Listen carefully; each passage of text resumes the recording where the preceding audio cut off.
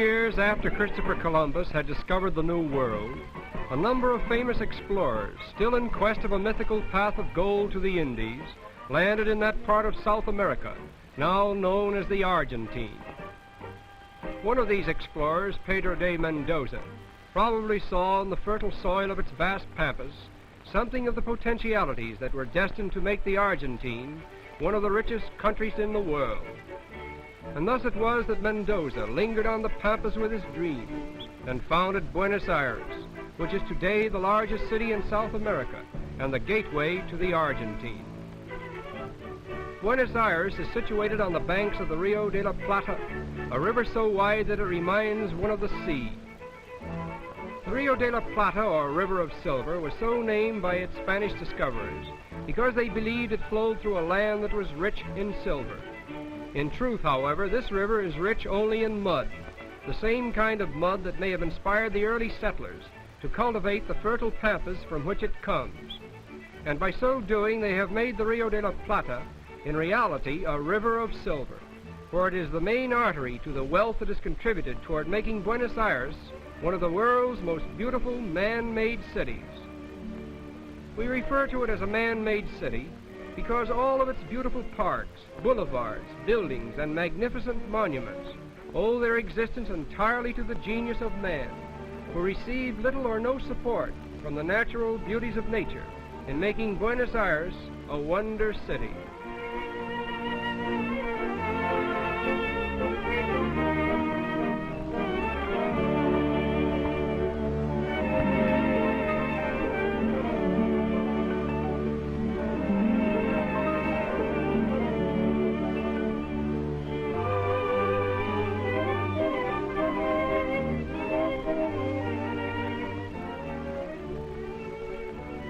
The greatest monument to the memory of this constructive genius is the city itself, in the heart of which the Plaza de Mayo forms a beautiful approach to the presidential palace.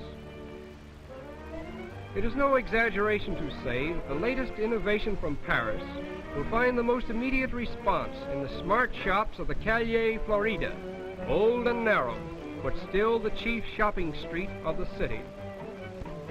Buenos Aires has always held its doors wide open to the foreign, and consequently it now has a cosmopolitan population of 2 million people, a large number of whom are Italian and French. The age-old custom of selling milk direct from the producer to the consumer is one of the most unique sights in the streets of Buenos Aires.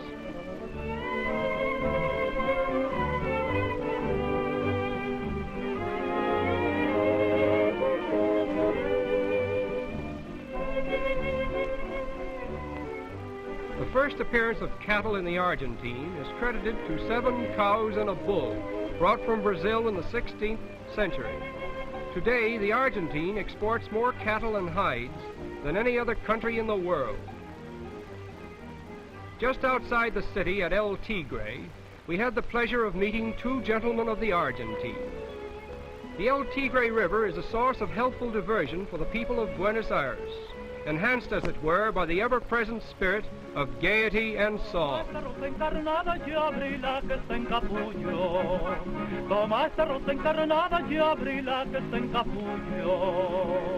Encuentras mi corazón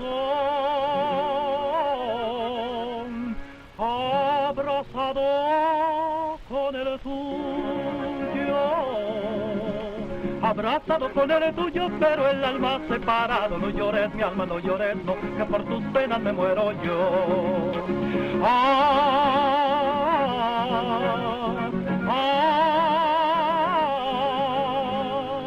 Eres bonita y preciosa, eres capullo de rosa cortado al amanecer. Eres bonita y preciosa, eres capullo de rosa cortado al amanecer. The Argentines are a pleasure-loving people, and nothing holds a more important place in their field of sport than horse racing. The racetrack at Palermo is one of the proudest possessions of the Jockey Club, which is said to be the richest in the world.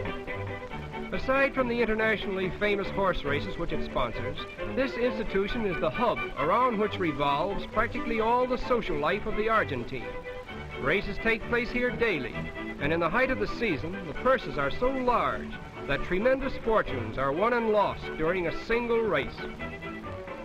In Buenos Aires, it is a violation of the law for a man to appear in public without a coat, even though the heat may be unbearable.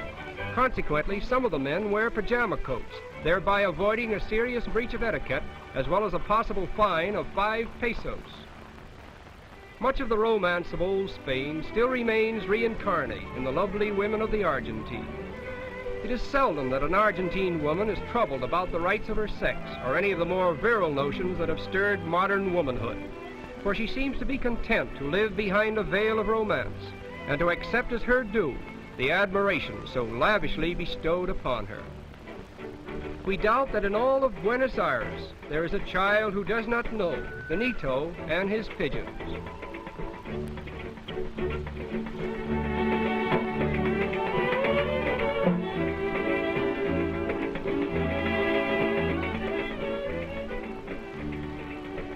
Benito has the soul of an artist, for not satisfied with the somber coloring of the pigeons as nature had planned them, he paints them with all the colors of the rainbow.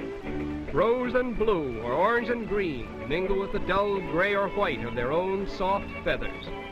And one can see that Benito is very fond of his pigeons. All that he has is theirs. He feeds them and houses them, and with the bright colors he gives them, they bring a joy to all the little children who see them. Benito is more than an artist. Far away from the city itself, the picturesque dancers of the ranchero remind us of the life that was in full sway when the gaucho was the hero of the pampas, a colorful life that is still the common heritage of romantic Argentina.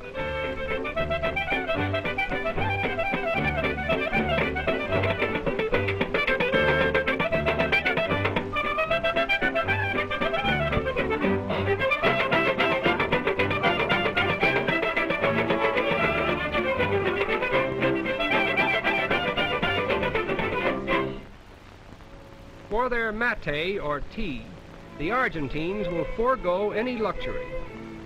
Mate is made from an evergreen shrub, similar to common holly, which has been dried and pulverized.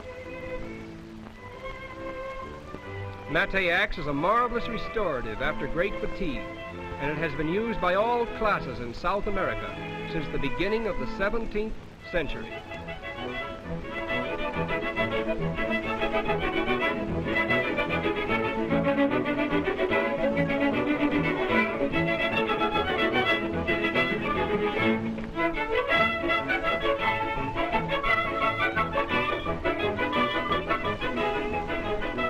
Verily, the spirit of romance, which is fast disappearing from a world overburdened with stern realities, still remains in the hearts of the Argentine people. And it is with this thought that we reluctantly say farewell to romance.